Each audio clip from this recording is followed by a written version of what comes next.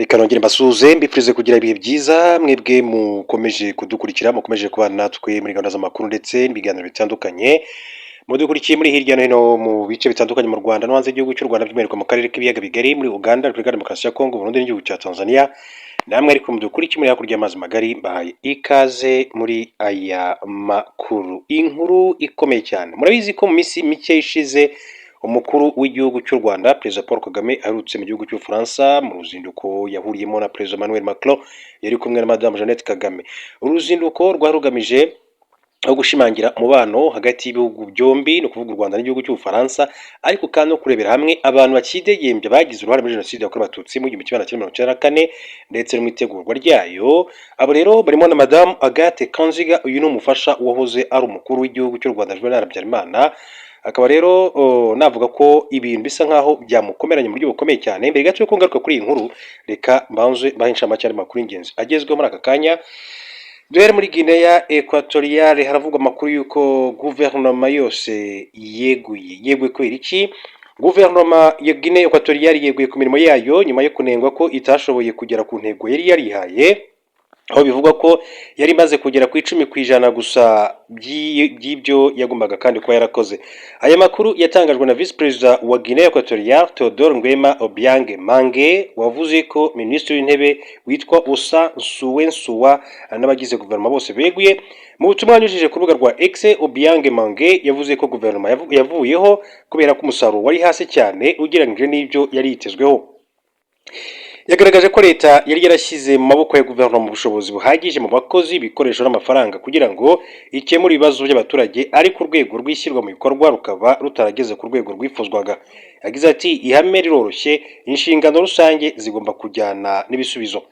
Vice Perezida yavuze ko kuba guverinoma yarageze ku 10% gusa by'imihigo yayo bigaragaza ko itigeze kandi haza ibyo abaturage bari bayitezeho n'ibyo yari yariyemeje gukora. Kwegura kw'iyi guverinoma kugaragaza igitutu gikomeye cyane cyashyizwe ku bayobozi bakuru ba Guinea Equatoriale cyo gutanga umusaruro ugaragara cyane mu bijyanye no gushyira mu bikorwa gahunda zigamije guteza imbere imibereho y'abaturage.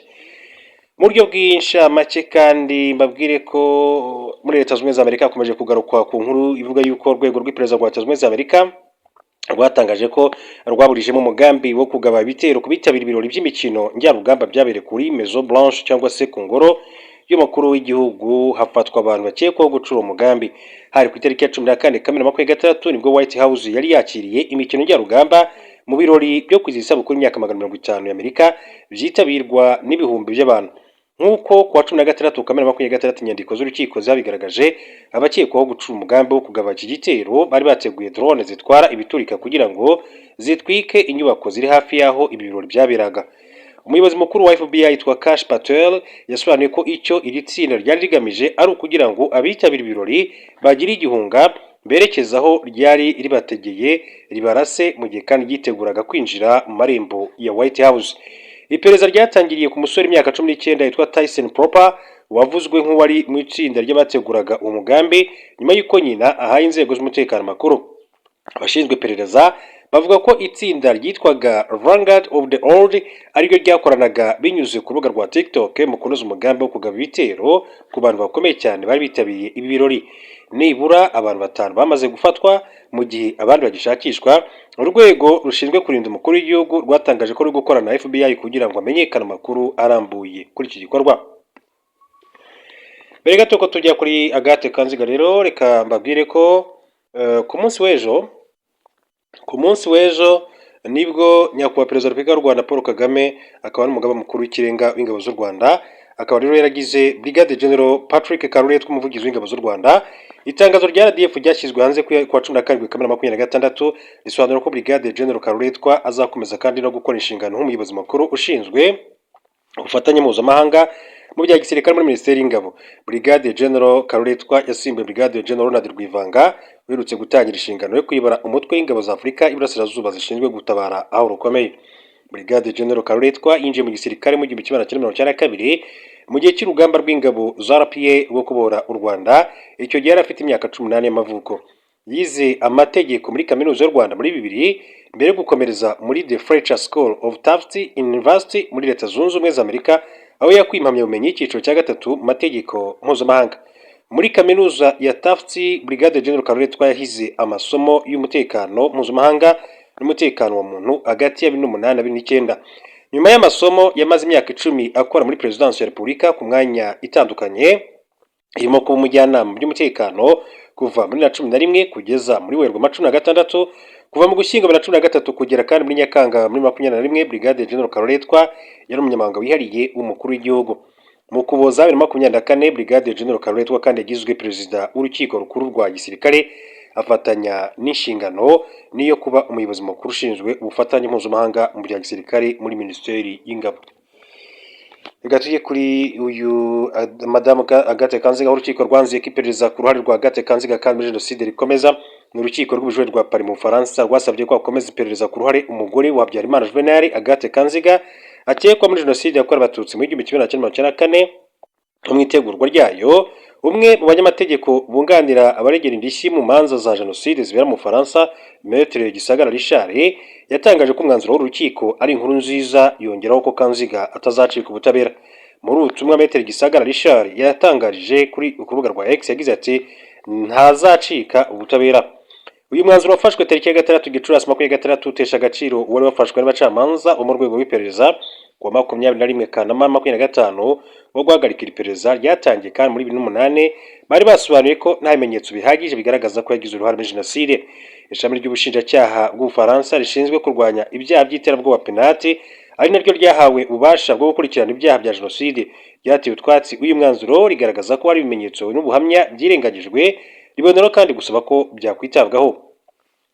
Imiryango ariko kandi iharanira inyungu z'abarengera indishyi mu manza za jenoside muri 2008 yatanze ikirego mu Faransa isaba ko Kanziga imyaka 83 y'amavuko akorwa iperereza ku ruhare akekwaho ku byaha bya jenoside n'ibyibasiye inyokomuntu. Muri Gashyantare 2022 abacamanza bafashe icyemezo cyo gufunga idosiye bagaragaza ko nta bimenyetso bifatika bigaragaza ko yaba yaragize uruhare muri jenoside ndetse no mu byaha byibasiye inyokomuntu. Werurwe Kanziga rero yakuye mu Rwanda tariki ya 9 Mata 1994 hashingiye ku itegeko ryatanzwe na François Mitterrand wayoboraga Ubufaransa. Iperereza ku ruhare rwe ryakozwe ku minsi igera kuri 3 ibanza jenoside. Muri Nzeri 2024, Pinat yagaragaje ko iperereza kuri Kanziga ryakozwe ku bikorwa bike ku gihe gito kandi humvwa abatangabuhamya bake. Pinat yasabye ko hakorwa iperereza ku bikorwa bya Kanziga byo kuva ku itariki ya 1 Werurwe kugeza ku itariki ya 9 Mata 1994, imushinja n'ikindi cyaha cyo kugira uruhare mu mugambi wa jenoside. Nyuma y'umwanzuro wafashwe muri Kanama 25, imiryango iharanira inyungu z'abaregera indishyi yagaragaje ko bitumvikana ko Kanziga atahamijwe kuba mu kazu kari kagizwe n'abo mu muryango wa Habyarimana n'inshuti za hafi bateguye jenoside yakorewe abatutsi kandi ibimenyetso bihamya ko yakabagamo. Imiryango yagaragaje ko abacamanza bashingiye uyu mwanzuro ku buhamya bwatanzwe n'abantu batavugwaho rumwe, barimo Gaspard Musabyimana wafashwe nk'inzobere kandi bizwi ko yari mu buyobozi bwa RTRM, kimwe mu bitangazamakuru twitsi byabayeho mu mateka y'u Rwanda. Musabyimana kandi yagaragajwe nk'umuntu washyigikiraga ibikorwa byo guhakana jenoside kenshi akanashyigikira ubutegetsi bwa Habyarimana binyuze mu icapiro yashinze mu gihugu cy'Ububiligi. Reka kandi mu makuru mbabwire ko Perezida Felix Tshisekedi wa Repubulika Demokarasi ya Kongo ku gitutu cy'abatavuga rumwe n'ubutegetsi bamusaba kwigura n'abanyapolitiki batavuga rumwe n'ubutegetsi muri Repubulika Demokarasi ya Kongo bahuriye mu ihuriro rya C64 batangaje imyigaragambyo izabera mu gihugu hose igamije kandi gusaba Perezida Felix Tshisekedi kwigura. Abatavuga rumwe n'ubutegetsi muri Repubulika Demokarasi ya Kongo baheruka kandi mu myigaragambyo ku wa 12 Kamena ubwo bamaganaga itegeko ryemera referendum muri Repubulika Demokarasi ya Kongo riganisha kandi ku Tshisekedi uburenganzira bwo kwiyamamariza manda ya gatatu. Actualité.cd yanditse ko nyuma y'inama yo gusuzuma ibyabaye ku wa 12 Kamena ihuriro rya C64 ryatangaje ko rizategura imyigaragambyo rusange igomba kubera mu gihugu hose, ikaba kandi kuva ku itariki ya 8 Nyakanga 2026 no kuva mu kwezi kwa 7. Abazigaragambiriza Kinshasa biteganyijwe ko bazayikeza ku biro by'umukuru w'igihugu, bazasaba kandi bazaba basaba Perezida Felix Tshisekedi kwegura kuko batavuga rumwe n'ubutegetsi bumushinja kugambanira igihugu ndetse no kutubahiriza itegeko nshinga. Imyigaragambyo iheruka yakomerekemo benshi barimo na Martin Fayulu n'umuyobozi watavuga rumwe n'ubutegetsi muri Repubulika Demokarasi ya Kongo. Aya makuru akomeje kugenda avugwa. Reka mbabwire ko mu makuru akomeje kugenda agarukwaho muri aka kanya byinshi bikomeza kugenda bivugwa. Gusa tugarutse ku bijyanye n'umusaruro mbumbe w'igihugu cy'u Rwanda cyangwa se GDP ni uko wageze kuri miliyari ibihumbi 6,346 mu gihembwe cya mbere cya 2026. Ikigo cy'igihugu cy'ibarushamibare cyatangaje ko umusaruro mbumbe w'u Rwanda mu gihembwe cya mbere cya 2026 wageze kuri miliyari 6 na miliyoni 346 z'amafaranga y'u Rwanda, uvuye kuri miliyari 5 ndetse na miliyoni 276 mu gihembwe cya mbere cya 2025, bingana n'izamuka ry'10%. Serivisi zagize uruhare rwa 52% by'umusaruro mbumbe, ubuhinzi bugira uruhare rwa 19%, inganda zigira uruhare rwa 24%, ibindi bisigaye bigira uruhare rwa 5%. Umusaruro w'ubuhinzi wiyongereho 8%, uw'inganda wiyongeraho 13%, mu gihe umusaruro wa serivisi wiyongeraho 7%. Umuyobozi mukuru wungirije w'ikigo cy'igihugu cy'ibarushamibare Mwizerwa Jean Claude yavuze ko umusaruro w'ibyoherezwa hanze y'igihugu wiyongeraho 39% bigizweho uruhare n'uw'ikawa wazamutse 86%, uw'icyayi wagabanutseho 3%, ni mu gihe umusaruro w'ibiribwa ngandurarugo wiyongereho 3%. Umusaruro w'ubucuruzi buranguza n'ubudandaza wiyongereho 11%, ubwikorezi wiyongereho 11%, harimo kandi ubwikorezi bwo ku butaka wiyongereho 10%, naho ubwikorezi bwo mu kirere wiyongeraho 7%. Umusaruro wa serivisi z'itumanaho n'ikoranabuhanga wiyongeraho 22%, uw'ibigo by'imari n'ubwishingizi wiyongeraho 11%, uw'uburezi wiyongeraho 3%, mu gihe umusaruro wa serivisi za resitora n'amacumbi wagabanutseho 16%. Minisitiri w'Imari n'Igenamigambi Yusufu Murangwa yavuze ko umuvuduko ubukungu bwari buriho kuva umwaka ushize wakomeje kandi kwiyongera, ndetse muri iki gihembwe ingaruka z'intambara yo mu burasirazuba bwo hagati zitabaye nyinshi kuko byinshi mu bikenewe byari byaramaze kugurwa. Mu gihembwe cya gatatu cy'umwaka ushize ubukungu bwazamutseho 11.8%, igihembwe cya kane 11.2%. Birumvikana ko umuvuduko wari umaze gufata wari mwiza cyane. Buriya rero iyo ubukungu kandi buri kuzamuka, niba nta kintu kandi kibubangamira agato kandi barakomeza bakazamuka. Ubu dutegereje kandi ingaruka ati mu gihembwe cya kabiri, ariko natwe ntabwo twicaye, ni ukuvuga ko turimo gukora ibishoboka byose kugira ngo ingaruka ntizizabe ziremereye. Dukora isuzuma ry'ibanze tukabona ko ingaruka zizaba kandi zihari. Rero hari byinshi kandi turi gukora, nko kwihutisha imishinga, kohereza abashoramari kugira ngo kandi bakomeze gushora imari. Minisitiri Yusufu Murangwa yavuze ko mu byerekeye amahoteli na resitora hari gukurikiranwa cyane igice kijyanye n'ibiribwa, kuko iyo ibiciro byabo bizamutse umusaruro uva muri uru rwego ubona wagabanutse. Ku rundi ruhande umusaruro w'ubucuruzi buranguza ndetse n'ubudandaza wiyongereho 11%, ubwikorezi wiyongereho 11%, harimo kandi ubwikorezi bwo ku butaka wiyongereho 10%, umusaruro w'ubwikorezi bwo mu kirere wo wiyongereho 7%, nk'uko Yusufu Murangwa ni Minisitiri w'Imari n'Igenamigambi yabivuze. Reka ducire mu burezi gato turi amakuru havugwa aho raporo nshya y'isuzuma ry'imyigire mu mashuri yo mu Rwanda Running Achievement in Rwanda Schools 2025 igaragaza ko nubwo hari aho abanyeshuri kandi bagaragaza iterambere, hari ibibazo bikomeye cyane bikomeje kandi kugira ingaruka ku ireme ry'uburezi, by'umwihariko mu gusoma no gusobanukirwa mu cyongereza imibare. Iri suzuma ryakozwe muri Gicurasi 2025 n'ikigo cy'igihugu gishinzwe ibizamini ndetse n'ubugenzuzi bw'amashuri NESA ku bufatanye bwa ACER India ndetse na Education Development Consultant, ryakorewe ku banyeshuri 22,950 bo mu mashuri 592 mu turere twose 30 tw'igihugu. Ryibanze ku banyeshuri bo mwaka wa gatatu w'amashuri abanza, uwa gatandatu, uwa gatatu w'amashuri yisumbuye. Muri abanyeshuri basuzumwe 7,819 bari mu mwaka wa gatatu w'amashuri abanza, 8,381 bari mu wa gatandatu w'amashuri abanza, naho 6,850 bari mu wa gatatu w'ayisumbuye. Raporo igaragaza ko 85% by'abasuzumwe biga amashuri yo mu cyaro, naho 15% ari abo mu mijyi. Kimwe mu bintu bikomeye cyane iyi raporo kandi yashyize ahagaragara ni uko hari abana benshi cyane bashobora kandi gusoma amagambo ku muvuduko usabwa, ariko ntibabashe kandi gusobanukirwa ibyo basomye. Mu isuzuma ryo gusoma ikinyarwanda mu mwaka wa gatatu w'amashuri abanza, abanyeshuri basabwaga gusoma amagambo n'interuro, nyuma bagasubiza kandi ibibazo bigaragaza niba basobanukiwe. Igipimo gisabwa ni uko umwana uri kuri uru rwego abasha kandi gusoma nibura amagambo 35 ku munota. Mu gusoma amagambo atari mu nteruro, 48.9% by'abanyeshuri biga mu mwaka wa gatatu w'amashuri abanza nibo bageze kuri icyo gipimo, impuzandengo yabo yari amagambo 38 n'ibice birindwi ku munota, munsi gato y'igipimo cya 35. Mu gusoma igika cy'amagambo akurikiranye 78% bageze kuri icyo gipimo bafite impuzandengo y'amagambo 45 ku munota. Ariko ikibazo gikomeye kigaragara mu gusobanukirwa ku rwego rw'igihugu, 43.6% gusa by'abanyeshuri biga mu mwaka wa gatatu nibo bashoboye kandi gusubiza neza nibura ibibazo 6 muri 7 byo gusobanukirwa ibyo bari bamaze gusoma.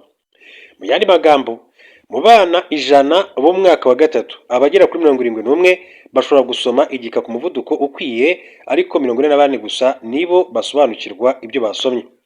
Ibi bisobanuye ko hari icyuho cy'amanota 27% hagati yo gusoma amagambo ndetse no kuyasobanukirwa. Raporo igaragaza ko iki kibazo rero kigaragara cyane mu ntara y'Amajyaruguru.